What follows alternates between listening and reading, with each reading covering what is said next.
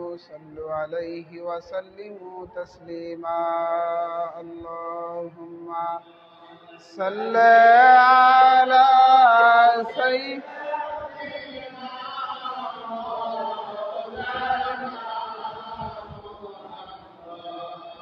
وعلى آل سيدنا رسولنا محمد اللهم صل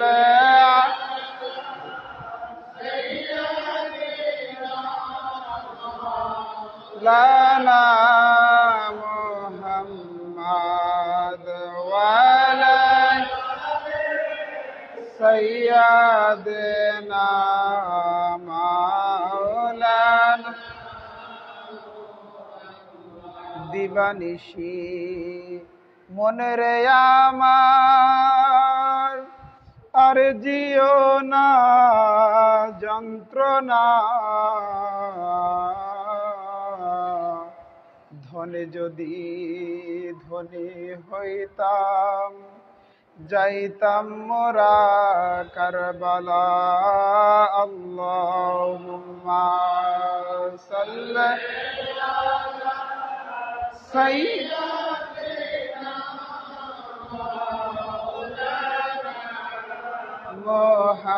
মুহাম্মাদ ওয়া আলা সাইয়্যিদিনা মাওলানা بخدمة الغوث ابن الغوث ابن الغوث سيدنا وإمامنا وشيخنا وقدوتنا ورحبارنا وحادينا ومولانا الإمام السيد حضرت سيد شاه رشيد علي القادري الحسيني والحسيني صلاة الله وسلامه على جده نبينا عليه الصلاة والسلام وعلى آبائه الكرام إلى يوم القيامة بخدمة الغوث ابن الغوث سيدنا وإمامنا وشيخنا وقدوتنا سرحجر پاک قبلہ و کعبہ حضرت سیدنا سید شاہ روائشد علی القادری الحسینی والحسینی مدجلہ العالی علیہ الصلاة والسلام بخدمت الغوث ابن الغوث ابن الغوث سيدنا وإمامنا وشيخنا وقدوتنا ورحبارنا وهادينا ومولانا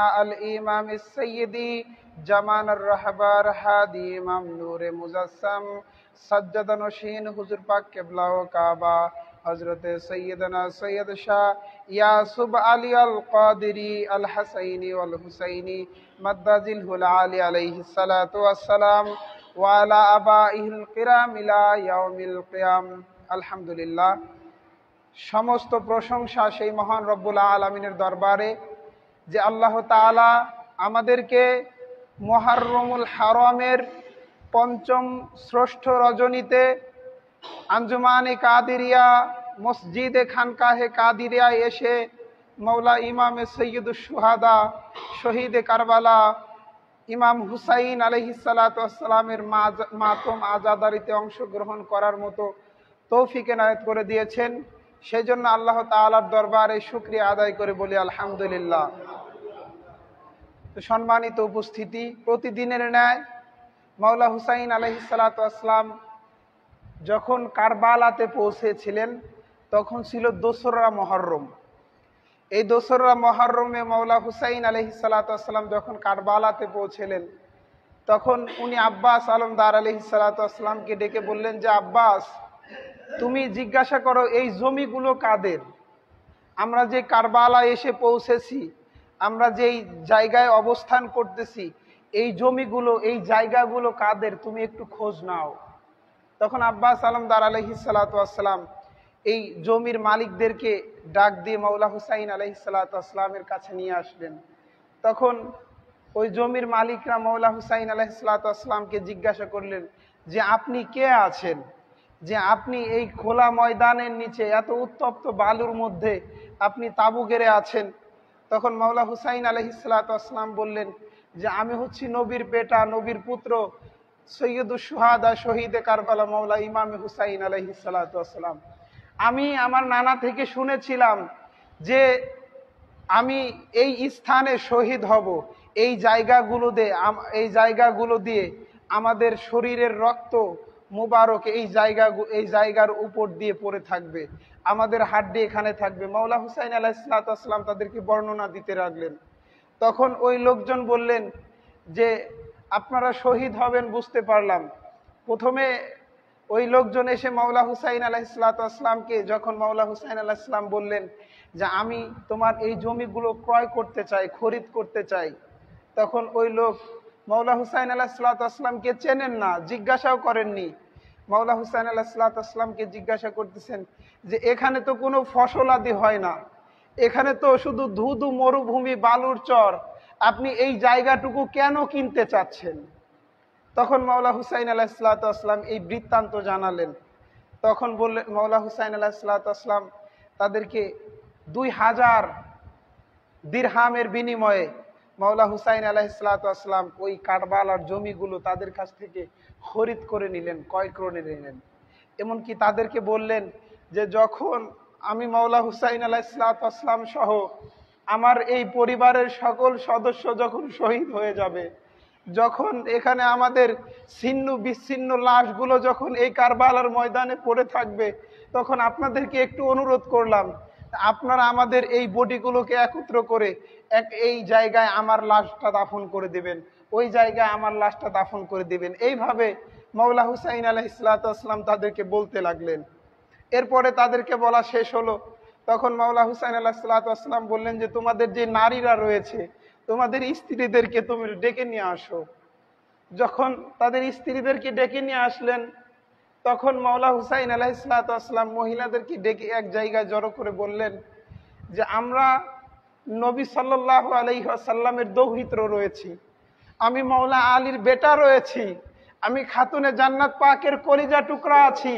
যখন এই কারবালার ময়দানে আমি মাওলা হুসাইন আলাইহিসসালাম কতল অবস্থায় পড়ে থাকব, শহীদ অবস্থায় পড়ে থাকব, আমার দেহ ছিন্ন বিচ্ছিন্ন হয়ে যাবে, যখন তোমাদের এই পুরুষরা আমি মাওলা হুসাইন আলাইহিসসালামের এই দেহগুলো যখন তারা দাফন করতে ভয় পাবে, এই উবাইদুল্লাহ বিন জিয়াদের নেতৃত্বে যারা এসেছিল ইয়াজিদ বাহিনীদেরকে ভয় পাবে, তো তাদেরকে তোমরা একটু সাহস জুগিয়ে দিও, তাদেরকে একটু সাহস জুগিয়ে দিও, তারা যেন কারবালার ময়দানে এসে আমাদেরকে দাফন করে যায়।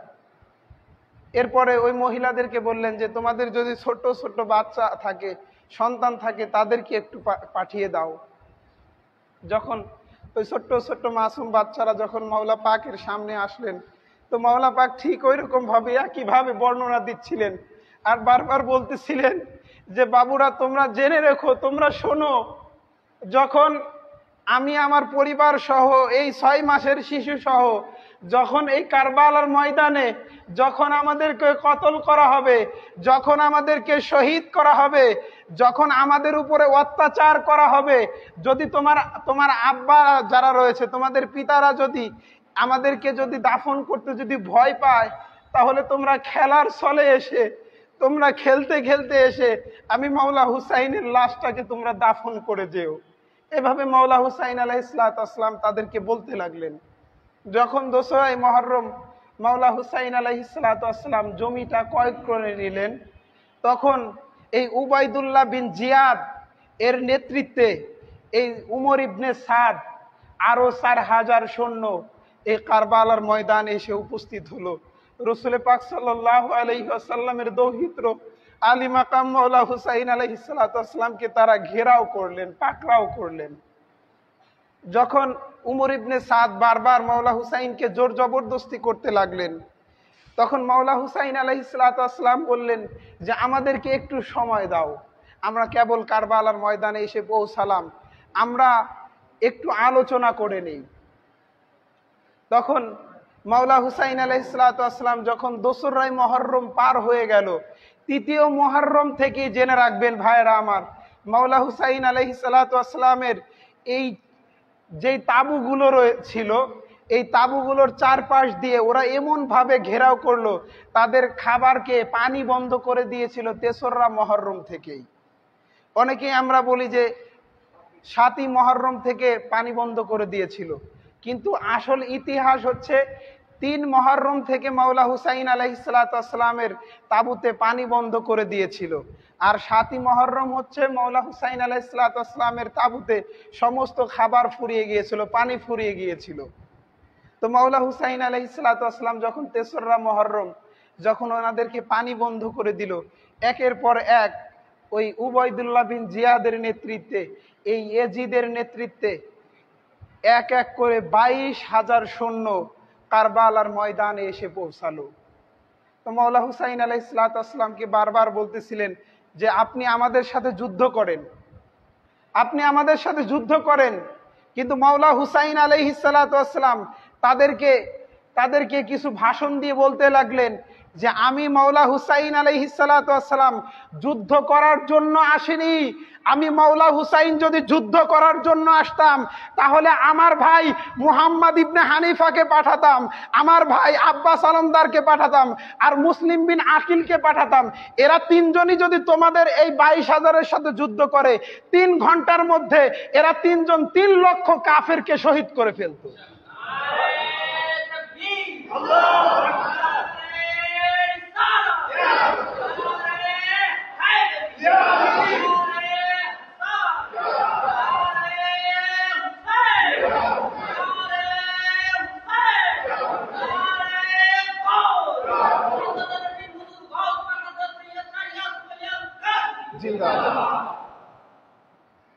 তো এই 3 জনকেই যদি পাঠাইতাম তাহলে তোমাদের 3 লক্ষ লোকদের 3 ঘন্টার মধ্যে দুনিয়ার থেকে কতল করে জাহান্নামে পাঠিয়ে দিত।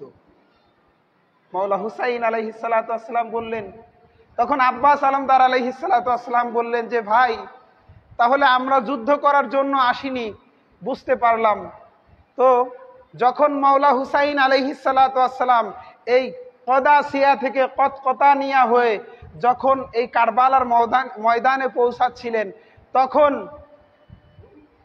তখন হযরত ইমামে হুসাইন আলাইহিসসালাম যখন সর্বপ্রথম তাবু গেড়েছিল, তাবু খাটিয়েছিল, তার কিছু অদূরেই ওহাবে কালবি নামক একজন খ্রিস্টান, তিনি নতুন সদ্য বিবাহ করেছে, তার আম্মাজান তার সাথে রয়েছে। তো মাওলা হুসাইন আলাইহিসসালাম দেখলেন যে মাওলা হুসাইনের তাবু থেকে কিছু দূরেই কিছু তাবু দেখা যাচ্ছে। তখন মাওলা হুসাইন আলাইহিসসালাম তাদের কাছে গেলেন, কাছে যে তাদের বৃত্তান্ত জিজ্ঞাসা করলেন যে তোমরা কারা, কোথা থেকে এসেছো। তখন ওই বৃদ্ধ মহিলা বললেন যে আমরা অমুক জায়গা থেকে এসেছি, অমুক জায়গা থেকে এসেছি, আমার সন্তান ওহাবে কালবি তিনি তো এখানে নেই। তখন বললেন যে আপনাদের কি কোনো খাবারের সংকট রয়েছে, কোনো পানির সংকট রয়েছে? দেখেন মাওলা পাকদের খাবার বন্ধ করে দিয়েছে, কিন্তু মাওলা পাক অন্যের কথা চিন্তা করতেছে যে তাদের তাঁবুতে খাবার রয়েছে কিনা। তখন মাওলা পাক বললেন যে যখন তোমার সন্তান আসে তখন আমার সাথে একটু সাক্ষাৎ করতে বলো, আমার সাথে একটু সাক্ষাৎ করতে বলো। যখন ওহাবে কালবি আসলেন তখন ওনার আম্মাজান বললেন যে ওই জায়গা থেকে হুসাইন নামে একজন লোক আমার কাছে এসেছিল, তোমাকে উনি দেখা করতে বলেছে, উনি তোমাকে দেখা করতে বলেছে। উনি খ্রিস্টান ছিল ওনারা। তো এই ওনারা খ্রিস্টান ধর্মের অনুসারী ছিল। ওই ওহাবে কালবি উনি কিতাবে পড়েছেন যে রসুলে পাক সাল্লাল্লাহু আলাইহি ওয়াসাল্লাম ইনি শেষ নবী আছেন, ইনি কিতাবে পড়েছিলেন। তো এই উনি খ্রিস্টান পাদ্রির ছেলে ছিলেন ওহাবে কালবি। তো উনি মাওলা হুসাইন আলাইহিসসালামের কাছে গেলেন, মাওলা হুসাইন আলাইহিসসালামকে সালাম দিয়ে বললেন যে আসসালামু আলাইকুম, আপনি কি আমার তাঁবুতে গিয়েছিলেন? তখন মাওলা হুসাইন আলাইহিসসালাম বললেন যে হ্যাঁ, তোমাদের যদি কোনো সমস্যা হয় তাহলে তোমরা আমাকে জানাতে পারো। তখন বললেন যে আপনি কে আছেন, যে আপনার এত দয়া, এত মায়া, আপনার মধ্যে এত মোহাব্বত, আপনি জানেন যে আমরা খ্রিস্টান রয়েছি, এরপরেও আমাদের প্রতি আপনাদের কত দয়া, আপনি কে আছেন?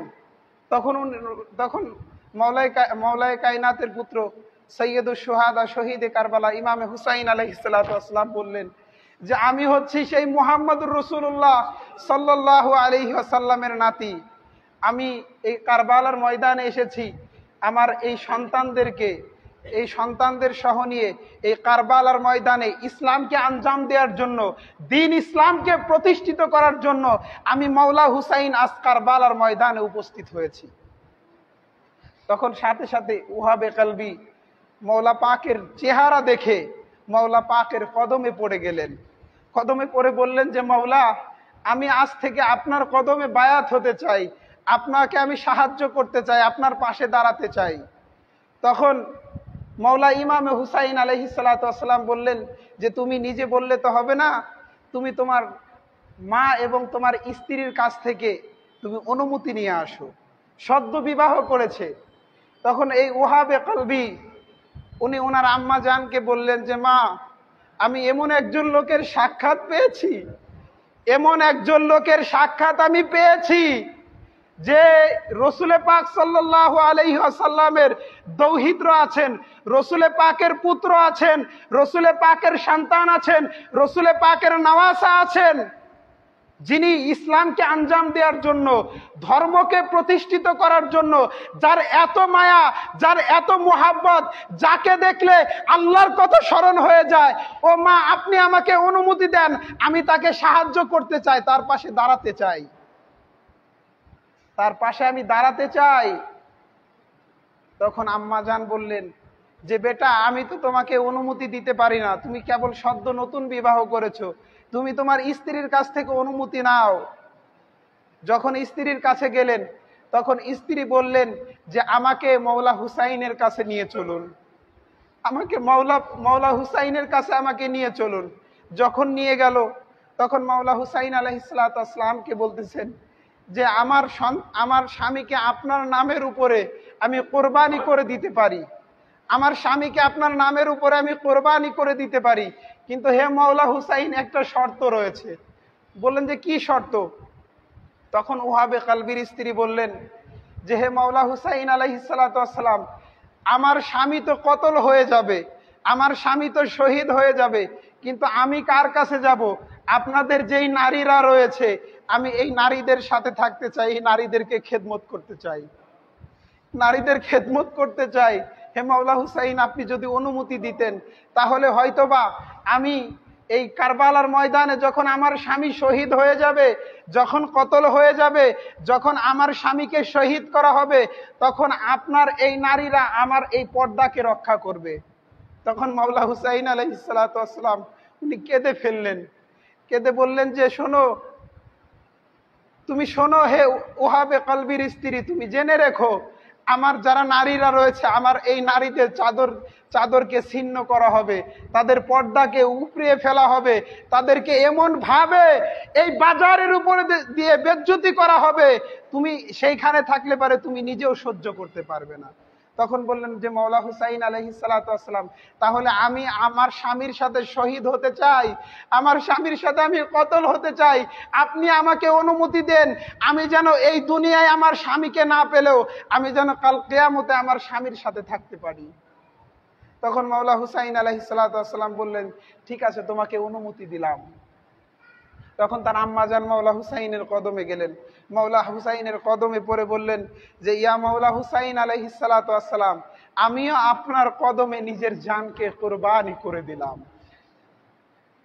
একজন খ্রিস্টান হয়ে মাওলা হুসাইন আলাইহিস সালাতু ওয়াস সালামকে বুঝতে পারলো, কিন্তু মাওলা হুসাইন আলাইহিস সালাতু ওয়াস সালামের বিপক্ষে যারা আজ দাঁড়িয়েছে, যারা আজ যুদ্ধ করার জন্য মাওলার সামনে দাঁড়িয়ে আছে, জেনে রাখবেন এরা এক একজন নাম করা মাওলানা ছিল, মুফতি ছিল, মুহাদ্দিস ছিল, এরা হাফেজ ছিল, কারি ছিল, কোরআনের হাফেজ ছিল, কোরআন পড়নেওয়ালা ছিল, দাড়ি টুপি জুব্বা সমস্ত কিছু তাদের লেবাসে ছিল, যারা মাওলা হুসাইনের সামনে দাঁড়িয়েছে।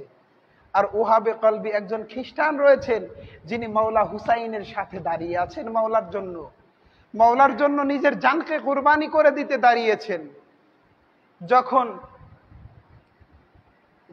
6 মুহররম এইভাবে যখন একের পর এক মাওলা পাকদেরকে এইভাবে ওরা অত্যাচার করতেছিল, নির্যাতন করতেছিল, 7ই মুহররম থেকে মাওলা হুসাইন আলাইহিস সালাতু ওয়াস সালামের তাঁবুতে কোনো পানি ছিল না, কোনো খাবার ছিল না, সমস্ত খাবার শেষ হয়ে গিয়েছে। তো ভাইরা আমার, এই যে 6 তারিখ শেষ করে 7 তারিখে যখন পদার্পণ করলেন, মাওলা হুসাইনের তাঁবুতে সমস্ত খাবার বন্ধ হয়ে গেল। উত্তপ্ত বালুর মধ্যে এত তাপ ছিল রৌদ্রের যে বালুগুলো সবুজ বর্ণ ধারণ করেছে। রোদের তাপে বালুগুলো সবুজ বর্ণ ধারণ করেছে, যে ওই বালুর মধ্যে যে পা রাখবে তার পাটা পুড়ে ফোসকা পড়ে যাচ্ছে, এমন অবস্থা। তো আমরা যারা এই জামানায় এসে দাঁড়িয়েছি, একটা কথা মাথায় রাখবেন, যে আমরা এই জামানায় এসে দাঁড়িয়েছি, আমরা মাওলা হুসাইন আলাইহিস সালাতু ওয়াস সালামের প্রেম, মাওলা পাকের মোহাব্বত, মাওলা পাকের ভালোবাসা আমাদেরকে শিক্ষা যিনি দিয়েছে তিনি হচ্ছেন আমাদের গাউস, আমাদের আকা ও মাওলা সজ্জাদ নশীন হুজুর পাক কেবলা ও কাবার চাচাজান হযরত সৈয়দনা সৈয়দ শাহ রশিদ আলী আল কাদেরী আল হাসাইনি আল হুসাইনি আলাইহিস সালাতু ওয়াস সালাম। বড় হুজুর পাক কেবলা ও কাবা সর্বপ্রথম এই আমার আপনার মাঝে, এই বাংলাদেশে সর্বপ্রথম এই হুসাইনি পতাকা উত্তোলন করেছিলেন। বুঝতে পেরেছেন? এই মাওলা পাক আমার আপনাকে শিক্ষা দিচ্ছেন যে তোমরা আমার দিকে তাকাও, তোমরা আমার দিকে তাকিয়ে দেখো কিভাবে মুহররম পালন করতে হয়, কিভাবে এই মুহররমের শোকগুলো কিভাবে পালন করতে হয়, তোমরা আমার দিকে তাকিয়ে দেখো। মাওলা পাক যখন মুহররম আসতেন, মাওলা পাক দিনে কোনো খাবারই গ্রহণ করতেন না। আমি শুনেছি, বিভিন্ন মাওলানাদের কাছ থেকে শুনেছি যে আমাদের আকাও মাওলা বড় হুজুর পাক কেবলা ও কাবা সৈয়দ শাহ রশিদ আলী আল কাদেরী আলাইহিস সালাতু ওয়াস সালাম, উনি সন্ধ্যার দিকে শুধুমাত্র চা আর একটা 2-3টা বিস্কুট খেতেন, আর সারা দিন না খেয়ে থাকতেন। উনি কোনো খাবার গ্রহণ করতেন না, আর ওনার ভক্তদেরকে বলতেন তোমরা দেখে নাও কিভাবে মুহররমটা পালন করতে হয়। আমাদের মাঝে যখন মুহররম চলে আসে ভাইয়েরা আমার, আমরা তখন দেখবেন রাজকীয় খাবার খাই, আমরা বিভিন্ন ধরনের, আমরা সারা দিন দেখবেন আমাদের মনের মধ্যে কোনো শোক অনুভূত হয় না, আমাদের মধ্যে শোক অনুভূত হয় না। কিন্তু মাওলা পাক বুঝিয়ে দিয়ে যাচ্ছেন, জেনে রাখবেন যে এই যে মাওলা পাক যেই শোকটা নিয়ে এসেছেন, শোকটা আমাদেরকে জানিয়ে দিচ্ছেন। মাওলা পাক এই শোকগুলো কোথা থেকে শিক্ষা নিয়েছেন? হযরত ইমাম সাজ্জাদ জয়নুল আবিদিন আলাইহিস সালাতু ওয়াস সালাম, ইনি কখনোই কোনোদিন এই 10ই মুহররমের পর থেকে, আশুরার পর থেকে ইনি কোনোদিন উনি হাসেননি। উনি হাসতে ভুলে গিয়েছিলেন, উনি সব সময় কান্না করতেন। তো জেনে রাখবেন ভাইরা আমার, আমরা যারা এই যে 1971 সালের যুদ্ধ যারা আমরা দেখিনি, আমরা মনে করি আমাদের কাছে এই যুদ্ধটা আমাদের কাছে কখনো অনুভূত হয়? আমাদের কাছে কিন্তু এটা কিছুই মনে হয় না। মনে হয় যে আমরা যুদ্ধ করেছি, শহীদ হয়ে যুদ্ধ করেছি, এর বিনিময়ে আমরা দেশটাকে স্বাধীন করে ফেলেছি। কিন্তু যেই ব্যক্তিগুলো ওইখানে উপস্থিত ছিল, যেই ব্যক্তিগুলো তাদের ভাইকে হারিয়েছে, যেই ব্যক্তি তাদের বাবাকে হারিয়েছে, যেই ব্যক্তি তার মায়ের ইজ্জতকে লুণ্ঠন করতে দেখেছে, যেই ব্যক্তি তার বোনের ইজ্জতকে হারাতে দেখেছে, ওই ব্যক্তি কখনো সহ্য করতে পারবে? ওই ব্যক্তি কখনো সহ্য করতে পারবে? যদি আমার সামনে আমার বাপকে গালি দেয়া হয়, আপনার বাপকে গালি দেয়া হয় আপনার সামনে, আপনি সহ্য করতে পারবেন? তো মাওলা ইমামে জাইনুল আবেদিন আলাইহিস সালাতু ওয়াস সালাম, উনি সব সময় কান্নাকাটি করতেন। তো ওনার ভক্তগণ, ওনার মুরিদগণ জিজ্ঞাসা করতেন যে মাওলা, আপনাকে দেখেছি যে এই কারবালার পর থেকে আপনি কোনোদিন হাসেননি, মাওলা কারণ কি? তখন মাওলা ইমামে জাইনুল আবেদিন আলাইহিস সালাতু ওয়াস সালাম বলতেন যে আমি সেই দিন যদি তুমি কারবালার ময়দানে যদি উপস্থিত থাকতে, তাহলে তুমি বুঝতে পারতে যে আমার আব্বা জান মাওলা ইমামে হুসাইনকে কিভাবে কতল করা হয়েছিল, তাকে কিভাবে শহীদ করা হয়েছিল। আমার ভাই কাসিম আলাইহিস সালাতু ওয়াস সালামের দেহর টুকরোগুলো যখন আমার আব্বা জান এই গামছার মধ্যে করে নিয়ে তাবুত পাকের মধ্যে আসলেন, আমার আব্বা জান বলতেছেন, আমার ইমাম কাসিম আলাইহিস সালাতু ওয়াস সালামের হাত মুবারককে দেখিয়ে বলতেছেন যে এটা আমার কাসিমের হাত, আর এইটা আমার কাসিমের টুকরো টুকরো দেহ, এইটা অমুক জায়গার অমুক জায়গার গোস্ত, ওইটা অমুক জায়গার গোস্ত। আমার আব্বাজান যখন বর্ণনা দিচ্ছিলেন তখন আমি জয়নুল আবেদিন আলাইহিস সালাতু ওয়াস সালামের এই দেহটা, এই কলিজাটা টুকরো টুকরো হয়ে গিয়েছিল, টুকরো টুকরো হয়ে গিয়েছিল।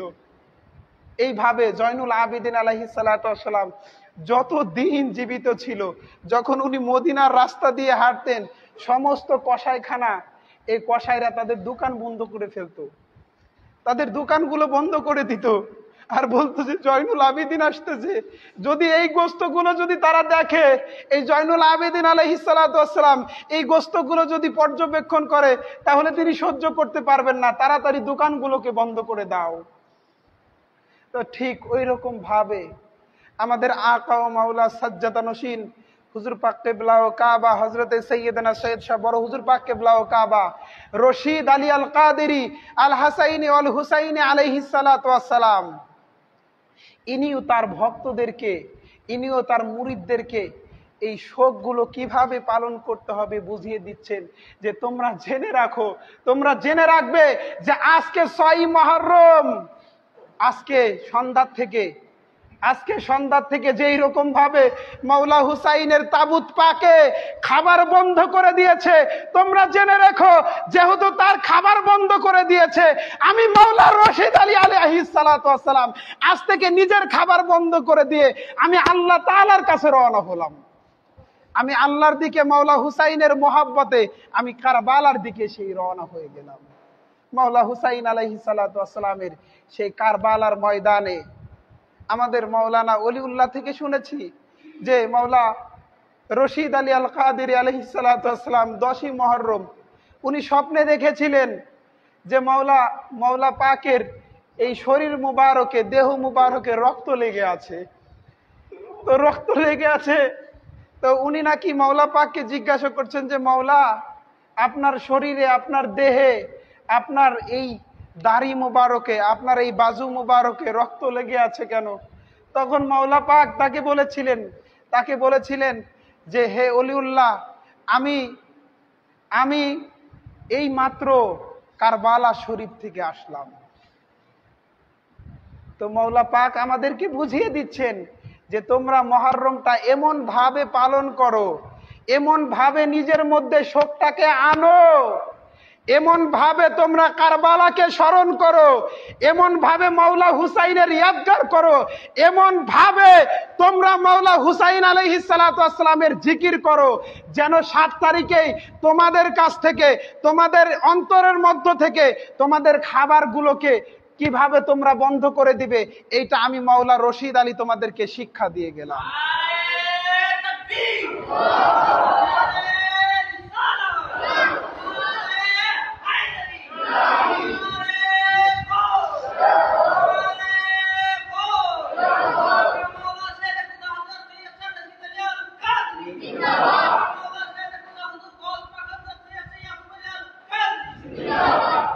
তো মাওলা পাক আমাদেরকে সেই 7 তারিখের সেই হাকিকতটা আমার আপনাকে বুঝিয়ে দিয়ে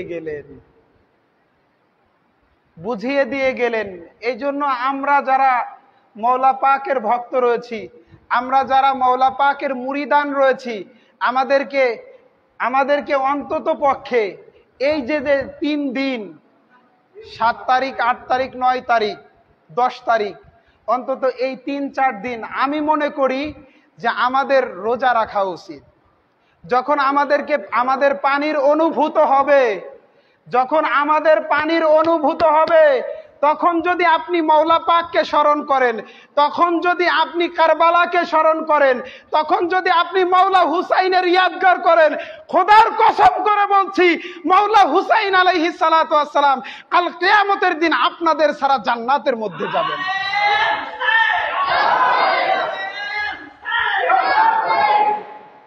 এই জন্য মাওলা পাক হযরতে সাইয়্যিদানা সৈয়দ শাহ এরশাদ আলী আল কাদেরী আল হাসাইনি ওয়াল হুসাইনি আলাইহিস সালাতু ওয়াস সালাম উনি লিখেছেন, কিসমতে খলকে খুদা হ্যায় কারবালা কি খাক মে, গঞ্জে রহমত কা সুফা হ্যায় কারবালা কি খাক মে। যে তোমরা জেনে রেখো, কিসমত কিসমত মানে হচ্ছে ভাগ্য রেখা, খালকে খোদা হয়, এই খালক মানে হলো সৃষ্টি, সমস্ত সৃষ্টির ভাগ্য রেখা আমার খোদা তাআলা লিখে রেখেছেন। কারবালা কি খাক মে, খাক মানে হচ্ছে মাটি, এই কারবালার এই মাটির মধ্যে সমস্ত সৃষ্টির ভাগ্য রেখা নিহিত রয়েছে। এমনকি গঞ্জে রহমত কা সুপা হ্যায়, সুপা মানে লুকায়িত, তো গঞ্জে রহমত কা সুফা হ্যায় কারবালা কি খাকমে।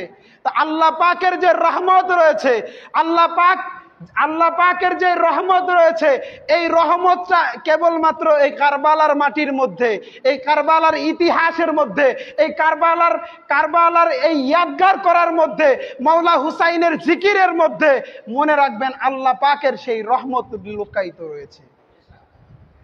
এই জন্য আল্লাহ পাকের রহমত যদি আমি আপনি পেতে চাই, আল্লাহ পাকের ভালোবাসা, আল্লাহ পাকের মোহাব্বত, আল্লাহ পাকের নৈকট্য যদি আমি আপনি হাসিল করতে চাই, তাহলে জেনে রাখবেন ভাইরা আমার, মাওলা ইমামে আলী মাকাম হযরতে সৈয়দুশ শুহাদা শহীদে কারবালা ইমামে হুসাইন আলাইহিস সালাতু ওয়াস সালামের ইয়াদগার জিকির আজাদার মাতম আমাদেরকে করতেই হবে। এই জন্য সমস্ত ফতোয়াবাজি ঝেড়ে, মুহাদ্দিসগিরি বাদ দিয়ে, মোল্লা মৌলবী এই মৌলানাদের কথাকে বাদ দিয়ে জেনে রাখবেন ভাইরা আমার, মাওলা হুসাইন আলাইহিস সালাতু ওয়াস সালাম এই কারবালার শিক্ষা দিয়েছেন এইভাবে যে তোমরা জেনে রেখো, বাতিল শুধু নমরুদ রূপে আসে না, বাতিল শুধু ফেরাউন রূপে আসে না, বাতিল শুধু ইবলিস রূপে আসে না। আমার সামনে দাঁড়ানো লোকগুলোদেরকে দেখো, বাতিল আল্লাহ রসুলের সাহাবী রূপেও আসে, বাতিল মাওলানা রূপেও আসে, বাতিল মুহাদ্দিস রূপেও হাজির হয়, বাতিল কোরআনের হাফেজ রূপেও হাজির হয়। তোমরা জেনে রেখো, এই বাতিলদেরকে চিনে রেখো, কিয়ামত পর্যন্ত এই সমস্ত বাতিলদের কোনো অভাব হবে না। এই জন্য রসুল পাক সাল্লাল্লাহু আলাইহি ওয়াসাল্লাম বলেছেন যে এই জামানায়, শেষের জামানায় কিছু লোকজন তারা ইসলাম থেকে কামা ইয়ামরুকুস সাহমু মিনার রামিয়া, এমন ভাবে বেরিয়ে যাবে যেইভাবে একটা তীর থেকে একটা ধনুক বেরিয়ে যায়, একটা তীর থেকে একটা ধনুক বেরিয়ে যায়। কালামুহুম কা কালামিল আম্বিয়া, যে এই সমস্ত লোকজনের অভাব হবে না, তাদের কথাগুলো হবে আম্বিয়ায়ে কেরামের মতো, তাদের কথাগুলো হবে নবীদের মতো। সূরাতিহিম কা সূরাতিল মালাইকা, এমনকি তাদের দেখতে এত সুন্দর মনে হবে যে তাদের সূরতগুলো ফেরেশতাদের ন্যায়। আপনার সামনে দাঁড়াবে, আপনাদের কাছে মনে হবে ফেরেশতাদের মতো চেহারা। আল্লাহ রাসূল সাল্লাল্লাহু আলাইহি ওয়াসাল্লাম বলেছেন আমালুহুম কা আমালিশ শাইতান, কিন্তু তাদের আমলগুলো হবে শয়তানের মতো। তারা সাহাবী রূপে আসবে, তাবি রূপে আসবে, মোল্লা মাওলানা রূপে আসবে, আপনার সামনে দাঁড়িয়ে তারা নামাজ পড়বে, রোজা করবে, হজ করবে, যাকাত দিবে, তারা এত সুন্দরভাবে তিলাওয়াত করবে। আল্লাহ রাসূল সাল্লাল্লাহু আলাইহি ওয়াসাল্লাম বলেছেন ইয়াকরাউনাল কুরআনা, তারা এমন ভাবে তিলাওয়াত করবে লা ইয়াদখুলু কুলুবিহিম, তাদের অন্তরের মধ্যে তারাকিহিম, এই তেলাওয়াতগুলো তাদের এই কণ্ঠনালীর নিচে নামবে না, তাদের কণ্ঠনালীর নিচে নামবে না। তারা এত সুন্দর তেলাওয়াত করবে, আমরা দেখে মনে করব ওরে বাবা, কত বড় মুহাদ্দিস আমাদের সামনে হাজির হয়েছে, কত বড় মাওলানা আমাদের সামনে হাজির হয়েছে। কিন্তু তাদের আমলগুলো হচ্ছে হেদায়েত শূন্য, ঈমান শূন্য। কেননা মাওলা হুসাইনের মোহাব্বত তাদের অন্তরের মধ্যে উপস্থিত নেই। ভাই, বুঝতে পেরেছেন? এই জন্য মাথায় রাখতে হবে ভাইরা আমার, যে এই বর্তমান জামানায় আমরা যখন আজাদারি করছি, আমরা যখন মাতম করছি, আমরা যখন জিকির করছি, আমরা যখন মাওলা হুসাইনের স্মরণ করছি, তখন একদল লোক ফতোয়াবাজি নিয়ে বের হয়েছে কিনা? বের হয়ে গিয়েছে। এরপরে বলতেছে মাতম করা হারাম, কারো শোকে 3 দিন পর্যন্ত মাতম করা যাবে না। আমাদের উপরে ফতোয়া জারি দিচ্ছে। কিন্তু মাথায় রাখতে হবে, মাওলা হুসাইন কোনো মানুষ না। মাওলা হুসাইন এমন একজন ব্যক্তি আছেন যার ইয়াদগার করা, যার মুহাব্বত করা। আল্লাহ রাসূল সাল্লাল্লাহু আলাইহি ওয়াসাল্লাম বলেছেন, আহাব্বাল্লাহু মান আহাব্বা হুসাইনা। জেনে রাখো, আমার হুসাইনকে যেই ব্যক্তি মুহাব্বত করে, আমার হুসাইনকে যেই ব্যক্তি ভালোবাসে, আমার আল্লাহ তাআলাও তাকে মুহাব্বত করে, ভালোবাসে। এই জন্য ভাইয়েরা আমার, আমরা আজ যারা এই আঞ্জুমানে কাদেরিয়া, মসজিদে খানকাহে কাদেরিয়ায় হাজির হয়েছি, মাওলা পাক যেন আজকের এই 6 মুহররম মাওলা রশিদ আলী আল কাদেরী আলাইহিস সালাতু ওয়াস সালামের এই স্মরণের মাধ্যমে, জিকিরের মাধ্যমে, ইয়াদগারের মাধ্যমে মাওলা পাক যেন তার গোলাম হিসেবে আমাদেরকে কবুল করে নেয়। সকলে বলি আমিন। আসসালামু আলাইকুম ওয়া রাহমাতুল্লাহি